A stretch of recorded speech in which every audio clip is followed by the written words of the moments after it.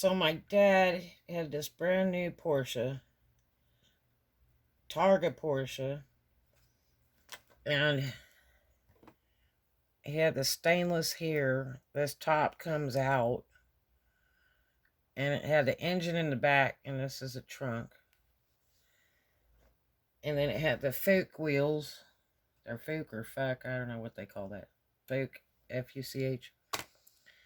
And so he just loved this car. And now the interior on it was like a light beige.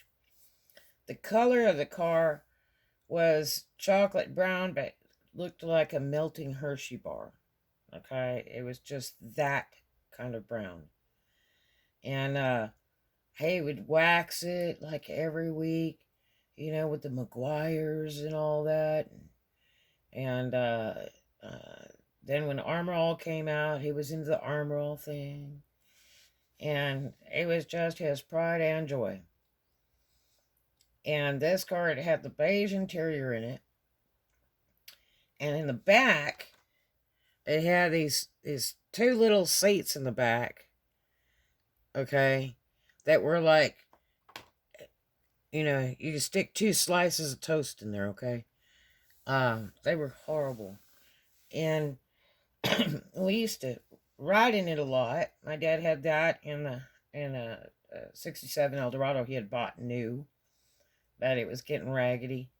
And so a lot of times we would ride in the Porsche. He used to drive it a lot without us, or come pick us up from school, whatever. And but the back seats were the worst. Ugh, I called it the vomit car.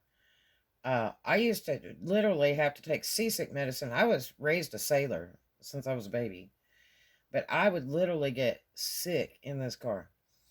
And he would love to drive it to his girlfriend Jolie Maybon's house out in Calabasas, up to Panga Canyon. And he just drove it like the race car driver. He didn't care what anybody thought. And it was so horrible with that twisting, winding road. If you sat in the back of that car, it was the worst thing you ever went through. I think maybe because there was just not enough air in the back. I don't know. But it will make you sick. And I think the only one that enjoys the car is the driver. But he went, and somebody had told him about these really great headlights, and so he put these German halogen headlights on, okay? And he thought those were just the greatest. And, driving through Topanga Canyon, especially because it's pitch black, there's no lights out there. It's just a canyon road over like cliffs of hills going from Malibu to the valley in California. And it's a neat drive. It's just a real scary drive. You have to be really careful on those roads. I used to know them like the back of my hand. I could roll anything down there without a problem. I knew every turn, every wind, everything. And it'd take you, it was like less time to take that road than it was to take the 405 or anything to go out there. But it was, a neat drive, and there was some neat little things on the way if you went in the daytime. But wow, unreal car. But the front seat wasn't too bad. It was a little stick shift thing. I think it was like a 3 or 4 speed, and it's air cooled. But anyway, he put those headlights on there. He paid a lot of money for them, a lot of money for those halogen headlights. And then he got stopped by the police, and they knocked him out. They said, "You can't have those; they're illegal in the state of California." And so that was the end of the halogen lights. So then, he loved that car. Brown, he liked beige and brown a lot. Red or white, blue or white, or beige and brown was his favorite colors, period. Now the Cadillac was metallic emerald green. I ended up with that years later. But anyway, only because he blew it up, and he offered to give it to me because I wanted it, and I thought I could save it, and he just wanted to get rid of it. But so anyway, this is his pride and joy, this little car, and it looked brand new all the time that he had it. And then he decided to take it to Hawaii when he opened one of the sailing schools in Hawaii, and which is actually where my parents were married. Was in Hawaii. My dad was Navy, and my mother was a stewardess for American Airlines, and they got married in Hawaii.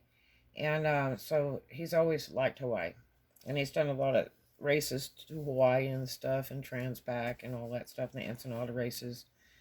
And so anyway, he had taken that car out to Hawaii, and then he took his big boat Zeus and sailed it out there, and then was teaching sailing out there too, or doing some cruising courses, whatever, out there when he opened that other sailing school, along with the other two he had. He had one in Dana Point, California, one at Marina Del Rey, and then he traveled a lot all over the world, to Europe, everything, and lectured at many, many colleges. But anyway, so I had called him a few years back, and I said, "Hey, Daddy," I said, "you still have that little brown Porsche?"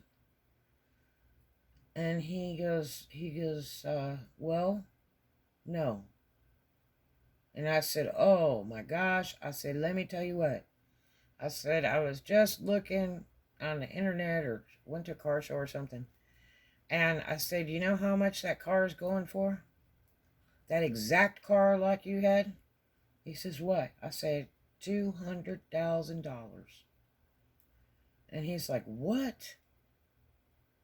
And I said, "Yeah, it's 200K for that car." And he said, "Wow." And he said, "Well," he said, "when I took it to Hawaii, it rusted so bad, it just turned it into a pile of junk."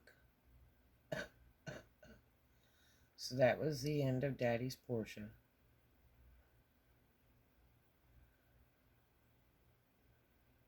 Oh well. And everybody wants them today. But I have never seen another brown one like he had. Never have. Talk to you guys later. You have a great one. Keep those smiles. Love you.